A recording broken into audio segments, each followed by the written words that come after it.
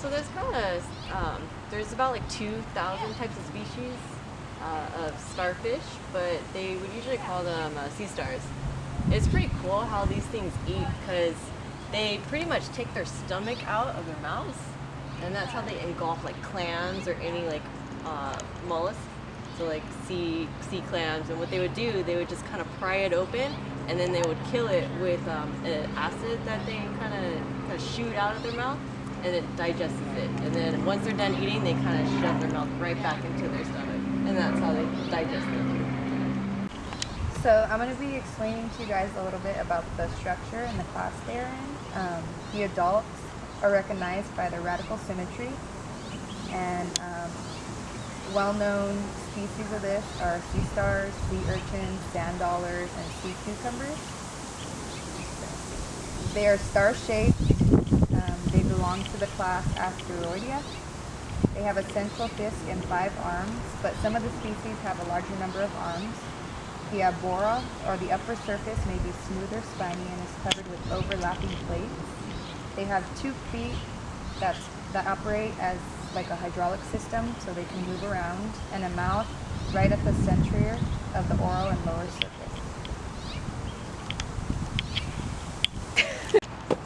They have a 5-part symmetry. They're hard but flexible with interlocking plates under thin skin. Ectoderms display the body can be divided into 5 or more similar portions around a central axis. The radically symmetry body cavity contains a system of water filled with canals unique to the ectoderms called the water vascular system. It connects with the 2 feet. Cool, 2 feet. 2 feet? Okay guys, so reproduction sounds a little bit something like this. You have a male and a female, and the female's eggs are externally fertilized from the male, and these create larvae. There's 2 stages to the larva.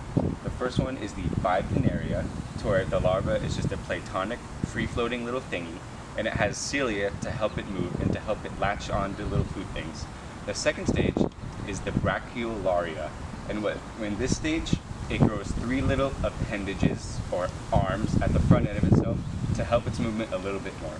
Once those are finished up, it can start going to adulthood. Another way it reproduces is asexually, through regeneration, or it splits itself into 2. What it does is, if it loses an important organelle or an important appendage, it can regrow itself, which technically is asexual reproduction. That's cool. I wish I could do that. I know. You guys want to talk about Agnatha?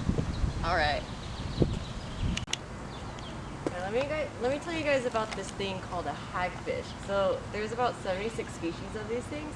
It's pretty cool of how they eat their food. So what they do, so they find their prey, and usually their prey is like dead fish. So they're bottom feeders, that's the reason why it's dead fish. So what they do, they latch on with their 4 sets of teeth and their tongue. And so what they do, they bury themselves inside of their food, and they start eating inside out of their food. Also, hagfish, they can also get nutrients just from absorbing it through their skin as well, which is pretty cool. Yeah. That is pretty cool. Yeah.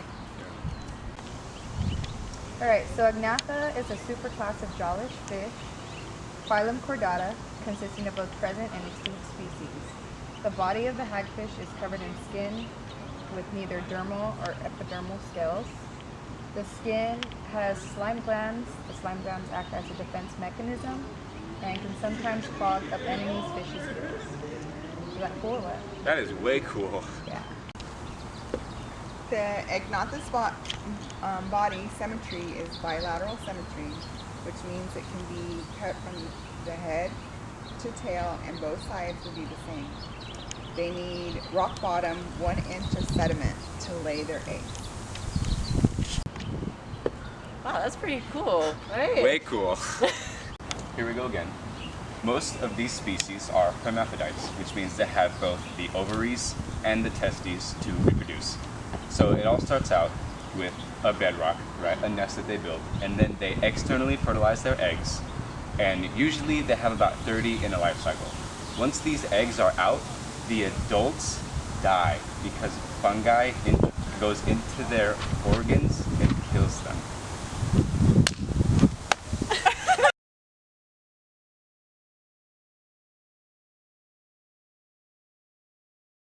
Watch this.